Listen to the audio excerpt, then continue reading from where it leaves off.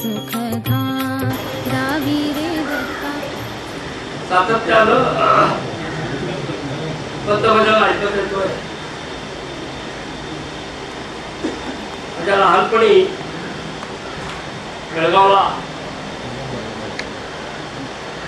आम्हाला सकाळी आणि संध्याकाळी दोन वेळेला अष्टक म्हटल्याशिवाय चहा मिळायचा नाही सकाळी, आणि संध्याकाळी जेवण मिळायचं नाही.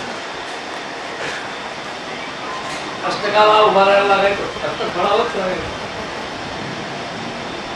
सकाळी दीनदयाळापासून सुरू करायचं, ती पूर्ण आरती करायची, उत्तरगुरु म्हणायचं, त्यानंतर दिनक्रमाला सुरुवात करायची. त्याचबरोबर संध्याकाळी दत्तास्तवला अर्पितो केला, त्यापासून सुरू करून पुन्हा दत्तगुरूपर्यंत हे अष्टक म्हणायचं. हे सगळ्याला त्या छोट्या छोट्या पुस्तकामध्ये दिलेलं आहे. आणि ही परंपरा मला असं वाटतं की सगळ्या घरामध्ये चालू असावी, घरोघरी चालू असावी असं मला वाटतं. आणि ती चालू ठेवायला हरकत नाही. सगळ्यांनी मिळून म्हणता नाही आलं तरी एकट्याने म्हणाला आपल्यापुरतं, आपली आंघोळ झाली ते आपल्यापुरतं आपण अष्टक म्हणायला काय हरकत नाही. असं चालू ठेवलं तर त्यानिमित्तानं आपलं पठण बदल चिंतन होत राहतं. आम्हाला आठवत आहे लहानपणच्या गोष्टी अशा. त्यावेळेला सिनेमाला जायचं असलं तर परवानगी घ्यायला लागायची. 9चा सिनेमा असायचा आणि 8, 8:30ला आरती असायची. आरती झाल्याशिवाय सिनेमाला जाता यायचं. आरती होऊन जेवण करून सिनेमाला जायचं नाही, तोपर्यंत सिनेमा अर्धा संपलेला असायचा. म्हणून मग आम्ही ट्रेक करायची घरामध्ये की निम्मी पोरं आधी चक्रात आणि निम्मी आरतीला. आणि मग उरलेले दुसऱ्या दिवशी सकाळी उठाबशा घालायच्या. आम्हाला त्या उठाबशा घालायला लागायच्या. आम्ही जर आरतीला हजर राहिलो नाही तर आम्हाला ती शिक्षा असायची की का धरून उठाबशा घाला. असं आठवत आहे. खूप वेळेला अशा उठाबशा घालायला लागायच्या. पण हे ट्रेनिंग त्यावेळेला लहानपणापासून घरामध्ये मुलाला दिलं जायचं. त्याचबरोबर एकतारीवर पण भजन असायचं. तुमचा बालमुकुंद आहे त्याच्या गावचे नारायणराव कांदवीकर, दत्ताराम सोमगावकर, त्याच्याबरोबर तुम्हाला माहित असतील मुदलियार नावाचे असतात दामोदर मुदलियार म्हणून जे आपले पंतप्रधान होऊन गेले, त्यांचे वडील. ते मंडळी काय आमच्या घरी सकाळी ते मुदलियारचं सकाळी पहाटे 4ला भजनाला यायची. सकाळी 4 ते 6 भजन करायचे. 6 वाजता मग ती आरती व्हायची आणि मग त्यांचं दिनक्रम चालू व्हायचं. आज आपल्याला एकट्याने पाहायला मिळत नाही. आपल्याच्या घरी एकट्याने आहे की नाही मला काय आठवत नाही. घरच्यांच्या घरामध्ये असली ठेवलेली शोभीस गुरुता ठेवलेली असण्याची शक्यता आहे. गव्हाणकरांच्याकडे आहे की नाही मला माहीत नाही. होती पूर्वी असं मी ऐकलं. बाबूराव बोंद्रे पण याद नव्हते. बाबूराव बोंद्रे पण भेटत होतं, त्रिलोकेकर भेटत असत, ही मंडळी जुनी भेटत असत त्यावेळेला. तर त्यावेळेला ही एकतादेवची भजनं ज्यावेळेला आम्ही म्हणत असू, हा बालमुकुंद असायचा आमच्याबरोबर. कधी कधी भजनाला असायचा, गोकुळाष्टमीला असायचा. हे जे जुने संस्कार आलेले आहेत ते अजूनही काही आता जुने संस्कार तसेच चालू राहतात. त्या संस्कारातून पुढं हळूहळू या समूह भजनाचा आनंद लुटण्याचा प्रयत्न. आज या घटनेला मुंबईमध्ये 3-4 ठिकाणी 3-4 ग्रुपमध्ये हे पंतभजन होतं. ते सतत सातत्यानं आहे. गावोगावी जातो. परवा नुकताच काल नाही परवा पेदारीत होतो. पेदारीमध्ये सुभाषराव राणे म्हणून एक पंतभक्त होते. त्यांचा 25वा पुण्यतिथी उत्सव होता, त्यासाठी आम्ही गेलो होतो. ते सुभाषराव राणे म्हणजे आपल्या संभाजी महाराजांचे शिष्य. संभाजी महाराज म्हणजे विष्णू महाराज बिसूरकरांचे शिष्य. विष्णू महाराज बिसूरकर हे रामानंदांच्या परंपरेचे. हा आपला परंपरा लागू शकेल.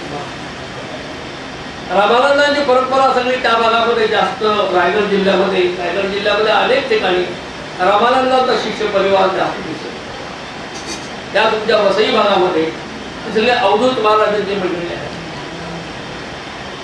अवधूत दाता, त्याच्यानंतर दत्तोपंत दाता, त्याच्यानंतर हा अवधूत दाता, त्या तिघांनी या भागामध्ये सातत्यानं दरवर्षी कीर्तनाला येऊन या भागामध्ये पंथाला आगाचा प्रसार चालू.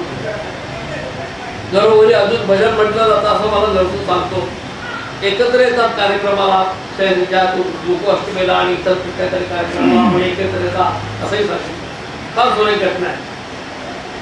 त्या निमित्तानं आपण पंतभजनाचा उजाळा देतो, ही फार चांगली घटना आहे. श्रींचं भजन हे सातत्यानं व्हावं असं मला सदैव वाटतं. हा काही अवधूताचा मार्ग आहे, काही प्रसिद्धीचा मार्ग नाहीये. कुठेतरी जास्त प्रसिद्धी व्हावी, त्याचं जास्त हे व्हावं असं आपण आज पाहत आहोत. सर्वजण आपण पाहतात. आपल्या घरामध्ये नित्य नैमित्तिक होणारा उत्सव हाच दत्ताचा उत्सव, या भावनेला आपण वाटतो आणि याच भावनेला आपण वाटतात करतो. पंत महाराज बाळकुंद्रींच्या कुठल्याही ह्याच्यामध्ये प्रसिद्धी स्वतःच्या प्रसिद्धी परांगमुख होत आणि तीच परंपरा आजवर चालत आलेली आहे. प्रसिद्धी परांगमुखता हा भाग फार महत्वाचा आहे. जे काय आहे हे दत्ताचं आहे. आपलं काय, आपण कोण आहोत, त्याच्यामुळे आपलं अस्तित्व आहे ही जाणीव जर आपल्याला झाली तर आपल्याला काही करावं लागलं. आज माझ्यासमोर हा पाडळच्या डॉक्टरांचा बरोबर काय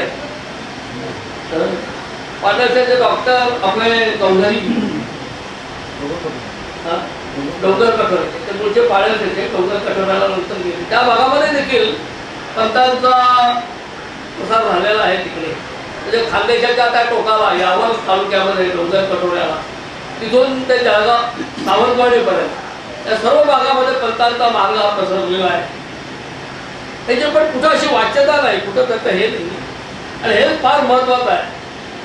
घरोघरी सगळ्यांच्या हृदयात हळूहळू प्रवेश करून त्या पद्धतीनं राहणं, ती पद्धती अनुसरणं. कारण हा प्रेमाचा मार्ग आहे. यामध्ये प्रसिद्धी आणि हे नाही आहे जास्त. आम्ही काल पेदारीत गेलो होतो, त्याचं घर सगळं पंतमय झालेलं होतं. आज या घरामध्ये इथं पाहतोय हे घर पंतमय झालेलं आहे. ही भावना जी आहे ती भावना रुजवली गेली पाहिजे. मी दत्तागार दत्त माझा असं बघायचं तो म्हणत होता. ही भावना सर्वांच्यापर्यंत रुजवण्याचं काम ही दत्तप्रेम लहरी करते आणि या दत्तप्रेम लहरीचं माध्यम हे घरोघरी पोचलं पाहिजे. घरोघरी मुलाबाळांच्या पर्यंत ते पोचलं पाहिजे. हे करण्याची जबाबदारी आम्हा सर्वांची आहे. आपल्या घरोघरी हे केलं पाहिजे. काळ बदलतो आहे, अनेक तऱ्हेचे नवीन नवीन आम्हाला गोष्टी उपलब्ध झालेल्या आहेत. हे जरी खरं असलं तरी मूळ भूमिका मूळ पीठ सोडून उपयोग नाही असं मला वाटतं आणि त्यासाठी आपण प्रयत्नशील राहायला पाहिजे. आज आम्हाला माहित आहे की घरोघरी टीव्ही आहे, अनेक कार्यक्रम चालू असतात, अनेक गोष्टी चालू असतात. हे जरी खरं असलं तरी यातून देखील आपल्या मुलाबाळांच्यावर श्रींच्या ह्याचा संस्कार होणं ही फार गरजेची बाब आहे असं मला वाटतं. आमचा श्रीनिवास कुलकर्णी जो तो समोर बसला आहे त्याचा मला कौतुक वाटतं. संपूर्ण घराणा पंतांचा नातूच असतो. जसा मी नातू तसाही नातूच आहे. श्री घराणा पंतम आहे पण कशी मंडळी सगळी दूर असतात, कुठं कुठं वेगवेगळ्या ठिकाणी असतात. घरोघरी छोटं छोटं चालू असतं पण याला जास्त पंत मार्गाचं अट्रॅक्शन वाटलं. त्याला या वाटलं की आणखी आपण यात समावेश व्हावा आणि तो यामध्ये आता रममान होत चाललेला आहे. अशी अनेक मंडळी आहेत पंतमार्गातली की जी आपल्या पुढे झाकून राहिलेली आहेत. बाहेर येऊ पाहत नाही. असं होऊन चालणार नाही. सर्वांनी एकत्र यायला पाहिजे, एकत्र बसलं उठलं पाहिजे. तुमच्या वाडवडिलांनी तुमच्या घरामध्ये पंतमार्ग रुजवला आहे, तो तसाच चालू राहायला पाहिजे. तो वर काढून ठेवून उपयोग नाही. पंतांचा फोटो काही ठिकाणी वर काढून ठेवलेला असं मी आहे, काही ठिकाणी पाहिलेला आहे. असं नाही होऊन चालणार. जिथे जिथं पंतांनी अनुग्रह दिलेला आहे, तिथे जिथं पंतांनी हा मार्ग रुजवलेला आहे, त्याचा घरोघरी त्या ह्याच्यामध्ये हा मार्ग चाललाच पाहिजे. हे पाहणं आम्हा सर्वांचं कर्तव्य आहे. काही ठिकाणी काय झालेलं असतं, काही परिस्थितीमुळं, काही घडलेल्या घटनांच्यामुळे माणूस थोडासा दूर गेलेला असतो, पुन्हा परतून येतो. असे मी कितीतरी लोक बघितले. आता चिखोरण्याचा कुलकर्णी म्हणून होता, आता त्यांना 2 वर्षापूर्वी वागले. माणूस असा वैतागून निघून गेलेला होता पुन्हा तो व्यवस्थित मार्गाला लागला. त्याची मुलं बाळ आता चांगली इंजिनियर झालेली आहेत, चांगल्या ठिकाणी मुलगी पडलेली आहे, सगळी मंडळी पुन्हा पंत मार्गाला लागलेली आहे. हे आपण पाहायला पाहिजे की आपले अवधूत मार्गी म्हणून आपलं एक कर्तव्य आहे. आपल्या भागातले किती मंडळी अवधूत मार्गी आहेत. देवीदास लक्षात घे मी बोलतोय ते लक्षात येतं ना मी काय बोलतो ते. आपल्या भागामध्ये किती मंडळी अवधूत मार्गी आहेत याची जाणीव तुम्हाला असली पाहिजे. किती मंडळी येतात, किती मंडळी येत नाहीत, मुळात आपल्या घरामध्ये किती मंडळी आहेत, किती मंडळाला पंथांचं हे आहे ह्याचाही तपास करायला. हे सातत्यानं करत राहिलं. का नाही येत बाबा, कशासाठी येत नाही, चल एकदा बाळेकुंदीला त्याला घेऊन जायला पाहिजे, त्याला ओढ लावली पाहिजे, त्याच्या मनामध्ये जास्त रुजवलं गेलं पाहिजे. कारण आपल्या बापजात्याकडून आपल्याकडे आलेलं आहे. तुला तर सीतारामाचं कडून तुमच्या घरामध्ये आलेलं आहे, तुझ्या आईकडून तुझ्याकडे आलेलं आहे. अशी कितीतरी मंडळी आहेत की ज्यांनी ही परंपरा अनेक ठिकाणी रुजवलेली आहे. आणि ही सर्वांच्यापर्यंत पोहोचवण्याची, सर्वांना याच्यात घेऊन जाण्याची जबाबदारी आम्हा सर्वांची आहे. आपल्या सर्व मुलाबाळांच्यावर, नातवंडांच्यावर या मार्गाचा अनुग्रह सार्थ झालाच पाहिजे. ही जबाबदारी आपली आहे. ही जबाबदारी आपण पार पाडली. झाले नसतील तर करून घ्यायला पाहिजे. प्रत्येक कुटुंब हे अवधूतमय व्हायला पाहिजे. ही आपली जबाबदारी आहे, हे लक्षात घ्यायला पाहिजे. अरे एवढं मोठं दान बंधारा आपल्याला दिलेलं आहे, एवढं मोठं आपल्या ह्याच्यामध्ये घातलेलं आहे. का नाही करायचं? आणि तो काय मागतो? काही नाही, फक्त प्रेम मागतो. त्याचं काही मागणं नाही तुमच्याकडे. तो काही मागत नाही. उलट सांगतो मी तुझ्या मागं उभा राहतो, तू काही काळजी करू नको, इतकंही तो सांगतो. एवढं असताना आपण मग काय करायचं? हे म्हणून माझ्या आपला सर्व गुरुबंधूंना विनंती आहे की ज्या ज्या घरामध्ये ही परंपरा खंडित झाली असेल, ज्या भागामध्ये हा भाग ही परंपरा खंडित झाली असेल, त्याने त्याचा पुनर्विचार करावा. जवळपासच्या गुरुबंधूंच्या भेटीगाठी घ्याव्या, बाळेकुंदीला यावं. मला आता हल्ली बरं वाटते, नसूची खूप मंडळी यायला लागलेली आहे. बरीच मंडळी दरवर्षी बाळेकुंदीला येतात, भेटतात, करतात, त्यानिमित्तानं ओळखी होतात. त्याचं ओळखी व्हायच्या कशा? ओळखी व्हायला पाहिजे, दत्त समजायला पाहिजे, आपल्या भक्तात मिसळलं पाहिजे. ही एवढी मंडळी आज आपण इथं बघतो आहोत, ती सगळी मिसळली, दत्तमय झालेली मंडळी. असं वातावरण सदैव सगळीकडे असतं. दत्ताचं कुटुंब झालं पाहिजे आणि या दृष्टीला आपण प्रयत्न करायचं. एवढंच मला सांगायचं आहे. एवढे बोलून